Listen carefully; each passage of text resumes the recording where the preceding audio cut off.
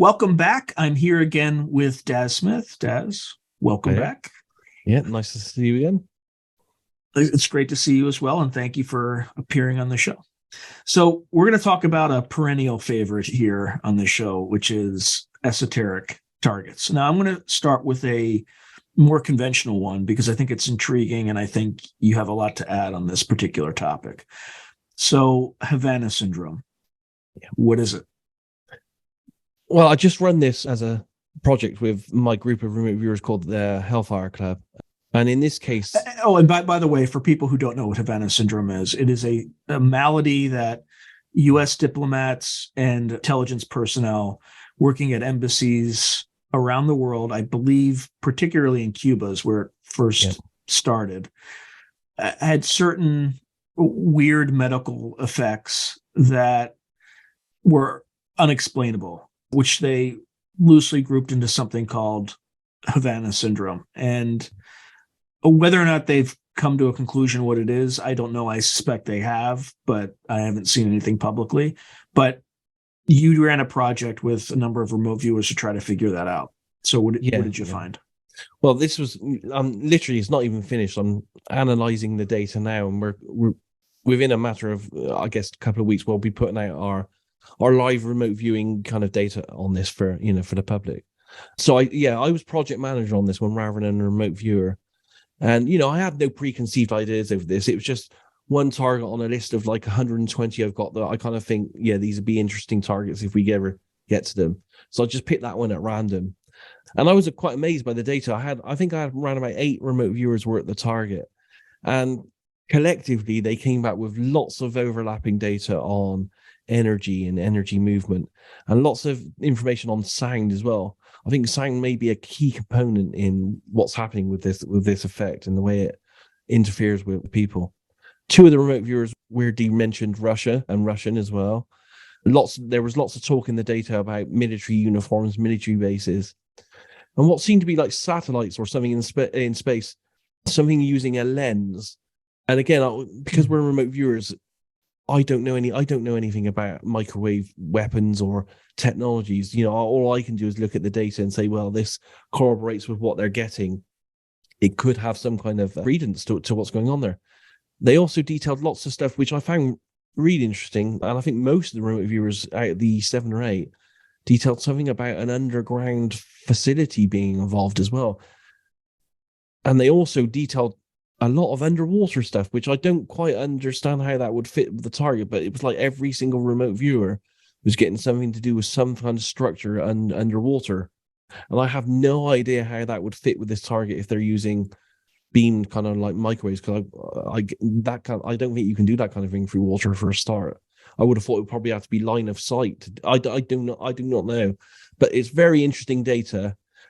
And I got lots of sketches of components, lots of sketches of what look like satellites beaming stuff. And we do have some descriptions from remote viewers of people going through very bad experiences like PTSD, which is like, I think, some of the symptoms that have been recorded in these cases. I mean, I can come up with a quick explanation, but it could be complete bunk, right? But satellites could be related because if the Russians had a specific target in mind, like a ambassador or intelligence officer, you just plant a chip on the guy and you can target that individual specifically with something. Now, subs, I don't know if there are any embassies on the waterfront. You have a submarine that emerges and Yeah. has some sort of a acoustic weapon Mm-hmm. that can pinpoint what that target is via satellite. When you say sound, do you know what the symptoms of Havana syndrome are off the top of your head? It is almost like confusion, almost like COVID type symptoms, really, heart kind of issues as well, feeling generally sick, buzzing, kind of tinnitus kind of stuff. Yeah, so it's like a whole range of like COVID type symptoms. If I'm honest with you, yeah, very strange So stuff. one thing about infrasound is that most people can't hear it, but you can cause a lot of distress to a human by, because sound is all about frequency and being able to pick up the frequency, but you can send a very high decibel signal that could literally make your ears bleed, but you wouldn't hear the sound. Yep. So again, I'm grasping at Yep. straws with very little evidence, but well, if you're interested, what I can do is that when we come off the line of this, I do have, it's not up online yet because I haven't compiled a video, but I can give you access to a Zoom call I had with the remote viewers where because I got them all online, and I allowed them 10 minutes each to go through, quickly scan through their remote viewing data, and have a look at it. So I can send you the link. I can put that online and send you a link to that, and maybe if you have a quick look at it, you can give me some. Yeah, absolutely. No, I obviously won't publish any of it because that's for you. That's for your site, Yes. And it's remote viewed, which is your YouTube channel, which I think is an excellent and fascinating channel that I definitely recommend. And that's your group, the Hellfire Club. It's a bit of a weird one, but it's based, it's been made quite popular this last few months because of Stranger Things. But I got the name a year or two ago because it was essentially, the Hellfire Club was named after a group of 18th century English gentlemen that used to meet in secret to discuss esoteric and these kind of things. And that's essentially what we do as a group. We only really look at esoteric type targets, although I set this target up, and I'm not sure it's got some kind of esoteric thing behind it, other than it's a bit of a mystery why these people are ill. So here's why there might be some sort of esoteric connection, but again, there could be other things too.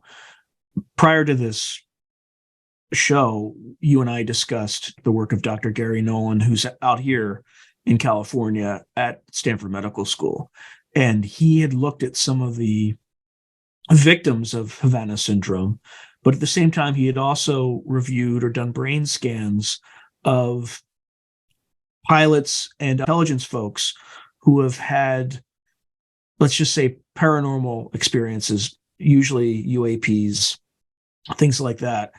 And what he found is that there was a structure in the brain, which I think is primarily responsible for learning, called the caudate and the putamen, where there was a massive overlap in the number of neurons connecting the two pieces of tissue. And initially it looked like scarring.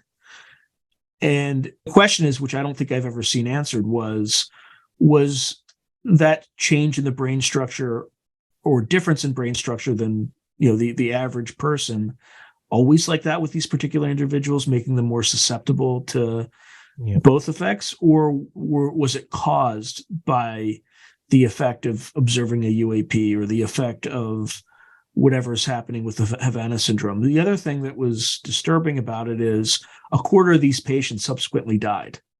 Yes. Yeah. So that, to make a long story short, that may have had an impact on why you're getting kind of this esoteric connection, because does Havana Syndrome have anything to do with UAP sightings? It might have nothing to do with it, right? But because Gary Nolan, who's associated with both, may have had some impact on that. Just a thought. And that's interesting as well, because coincidentally, I didn't know that Gary had done the Havana people. I knew about the Hitchhiker Effect people because the previous project that we did, which was, I was actually a remote viewer on that I worked blind, was looking at the person from the books Hunt for Skinwalker, alleged codename Axelrod, right? And his, how and what the Hitchhiker effects that happened to him was, and I did a really in-depth remote viewing session on that, detailing all his medical illnesses and how it occurred and everything, which for him were all esoterically UAP based. So yeah, that's an interesting coincidence. That why did I pick this target straight after that target, not knowing that Gary Nolan had been involved in both of them? Let's talk about. So I actually watched that episode last night. It was absolutely fascinating, and what I was most fascinated by was a number of things that you mentioned that actually go beyond that, which are the smell of cinnamon, right? I definitely caught that, which is often associated with grays. Yes. And that the first reference that I know of where that came about was from Whitley Strieber's Communion, where he described, they smelled like gray. There was also some other awful smell. The second thing that struck me was the view that he was being transformed in some way. Yeah. And it was a multi-generational process as opposed to a multi-year process because of the step change it might have. And you mentioned something very briefly about children and things like that associated with those changes. Say more about that. I thought that was intriguing. Yeah, the thing is, I've done several of these UAP type targets and other targets as well on a similar vein. And that seems to be a theme that comes out in all of them. And again, I'm doing these targets blind, so I don't know essentially what I'm looking at. I'm just recording the data as it comes in. But there seems to be a theme, almost like the Earth is weirdly some kind of exploratory type garden, and they're like, and they've actually, because in these remote viewings, it's almost like I'm having a conversation sometimes with these non-human life forms. I don't call them aliens because I don't think we know what they are. Right. We don't. For non-humans at this stage.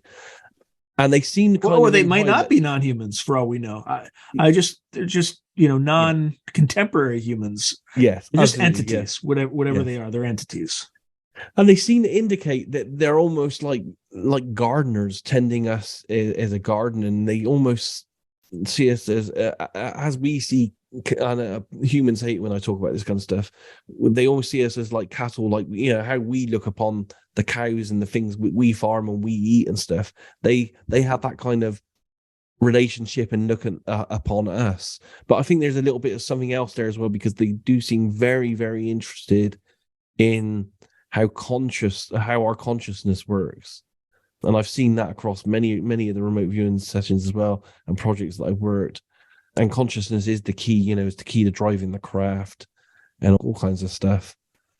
So yeah, they see us along these very strange kind of like tending a garden kind of way towards us, but in a way that's very detached as well. I've only encountered, that might not be across the board for all interactions. Just some of the ones that I've had seem to be very detached in a way that it wouldn't hurt it. Would they, if we died in some way, it wouldn't be a major thing for them. They just kind of move on to the next cow or animal kind of situation. But so when you say they're they're very interested in our consciousness, is it because there's something about our consciousness that they don't have that they want, or is it just they're very interested in upgrading our consciousness or helping us develop it in some way? I think it's probably the feeling I get from it, because you have to bear in mind as well, this is all very subtly it kind of implied and communicated. It's probably a bit of both of those. When I've had these kind of interactions at times, they've been very, I'm trying to find the right words here, almost like shocked that we don't understand as a larger community of humans how powerful we actually are and what we actually have within us as a consciousness, and the power that has to do anything, go anywhere. And that a lot of us on the planet just seems to be ignorant of that fact. So that they find that quite surprising, but they're also very intrigued by how our consciousness works and some of the things it can do, which I don't think they can do, or I don't think they can do in the same way as us. They have their own skill levels and things that they can do, but I think there are things that we can do that are actually almost like shock them, and that's what they're trying to study in how we've gone in a different direction. Yeah, this reminds me of and Lynn Buchanan didn't describe it exactly this way, but one of my commenters did actually, but I think it's a good description, is that from a psychic standpoint, humans are AM, like AM radio, which is not as sophisticated, but has a much longer range in space than FM radio. FM radio is very clean and clear and much more powerful over short distances.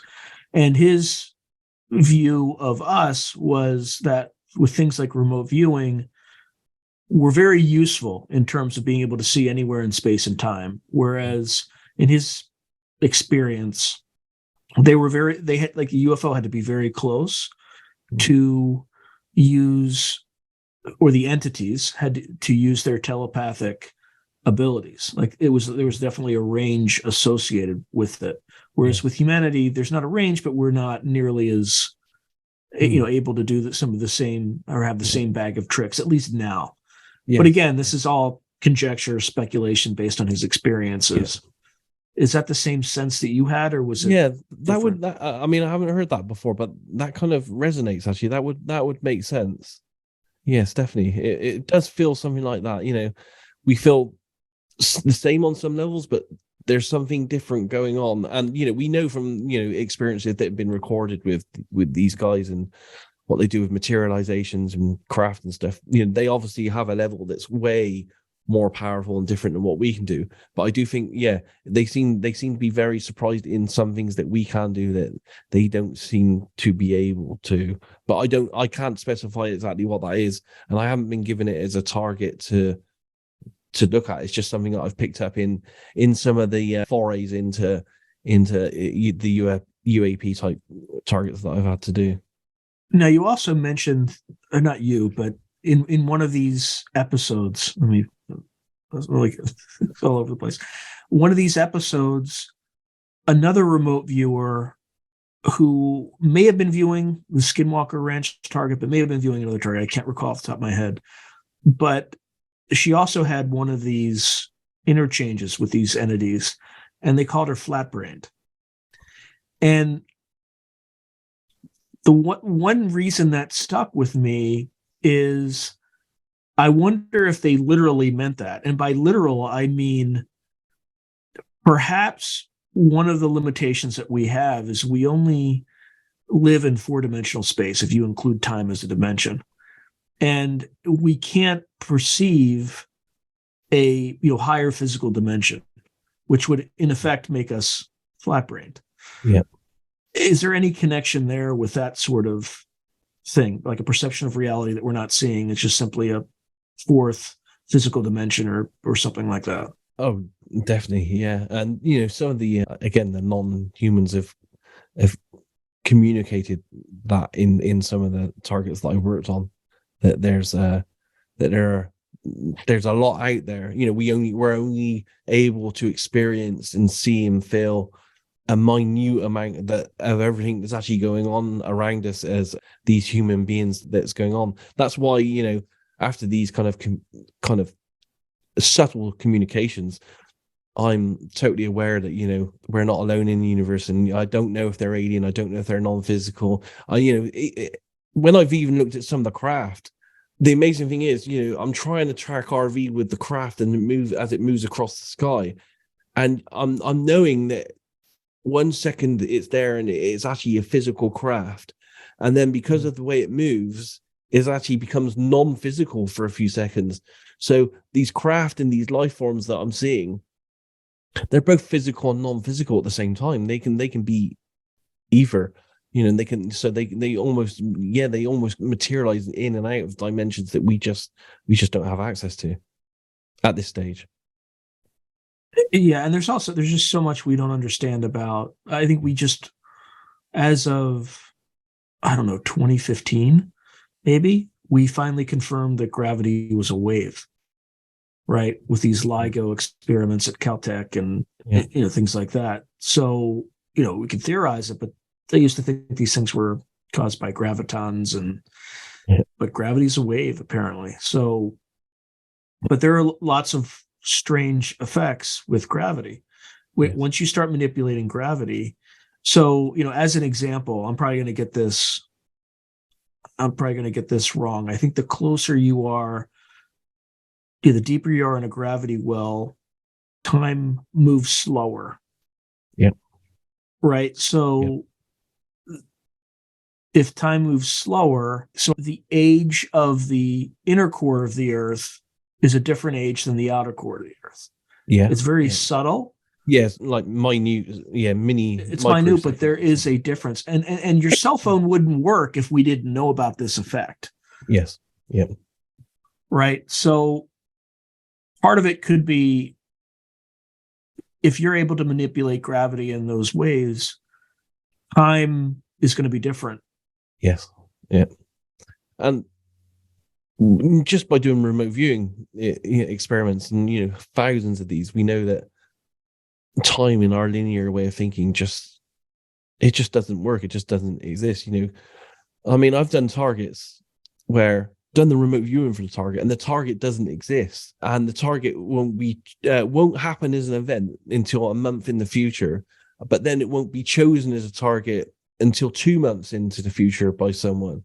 But I've still done it 2 months previously, and after the whole chain of events, whatever I've done, even though I don't have a number to focus on or anything, it's been accurate to what is actually chosen by someone 2 months into the future as being the original target. So when you did it, though, were you looking for another target? No, it's set. So it was like a series of projects I did for the Farsight Institute. So in like, let's use today's month now. In November, I would just do a remote viewing target, thinking to myself, okay, I'm going to be remote viewing an event that's going to happen sometime next month, but it won't be chosen at that target by someone who's randomly going to choose it in January. They're going to be in January. They're going to look back through all the top news from December and choose a target for me. But I'm actually doing the target in November that they're going to choose in January for something that happens in December in between those 2 dates. And I'm doing that, and I'm getting accurate hits. It's just mind bending. You think to yourself, how is that possible? You know, the chain of events that has to happen for that person 2 months in the future to look back a month, choose a target, for me then a month before that to even do the target, and then match it up as being completely accurate. It's just like, so yeah, time is so malleable. It just time doesn't exist in remote viewers. But there is a weird thing in that when we do look at stuff in the future, and you know, this is across all remote viewers now doing this, and many thousands of us have been doing this for decades now, we have massively less accuracy when looking at future-based targets than we do from present and past-based targets. Huh. My ongoing accuracy looking at future-based targets is roughly around about 65, maybe 67% accurate. And I know that my targets when I'm looking at past and present-based targets is way above that. It's way in the 80s, 80, 90% accurate most of the time.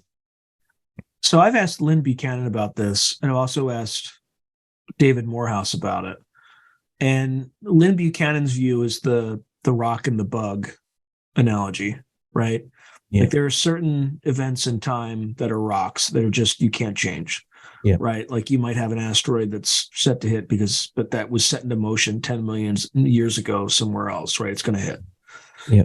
But then there's also the bug, right? If you're a frog and you see a bug up at the next lily pad and you know it's there, your very act of leaping toward the bug is going to cause the bug to change its location.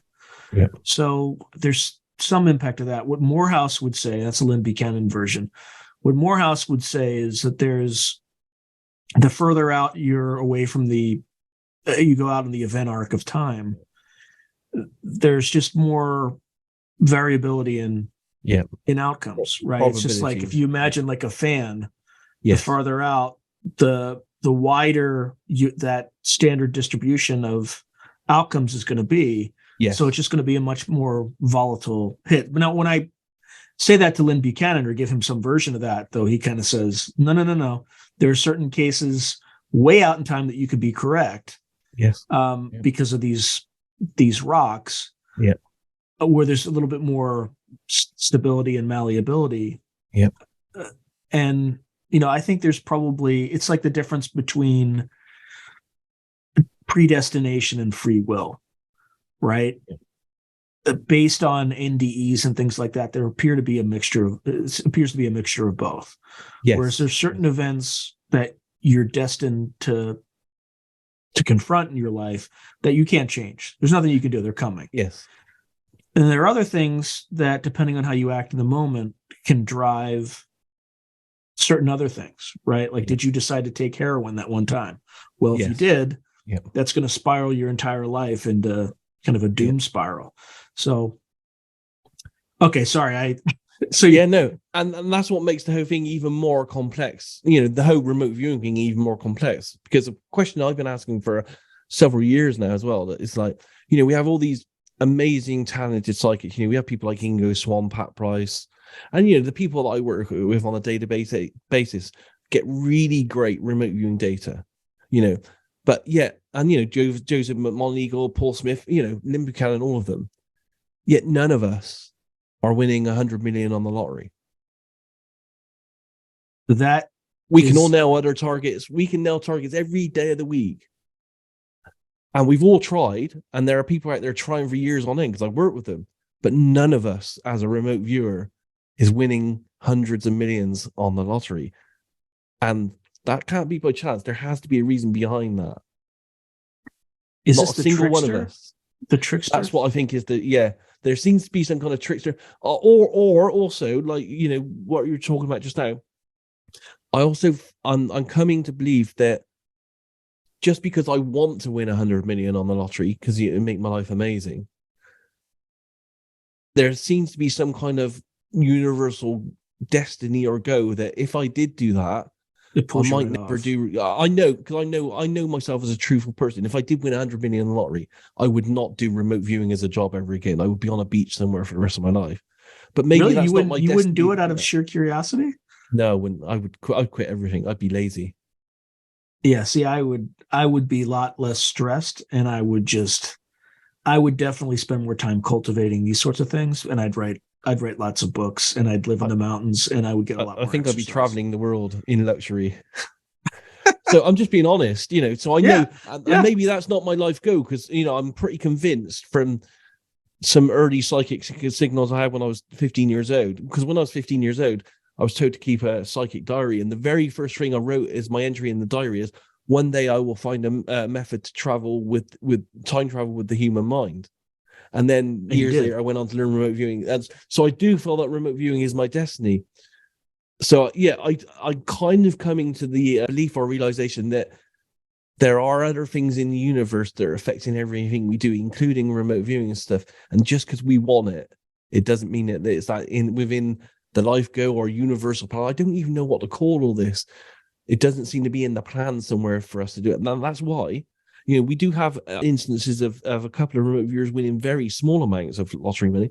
But, you know, that's why none of the tens of thousands of us have ever won the lottery. Hold that thought, because we definitely have to do an episode on stock picking and cryptocurrency all in one. But I want to go back to Skinwalker Ranch really quickly. So what's your conclusion based on your remote viewing and others? What the heck is going on there? Skinwalker, it seems to be some kind of portal kind of interaction, and it seems to be one of many places on the planet that are like it.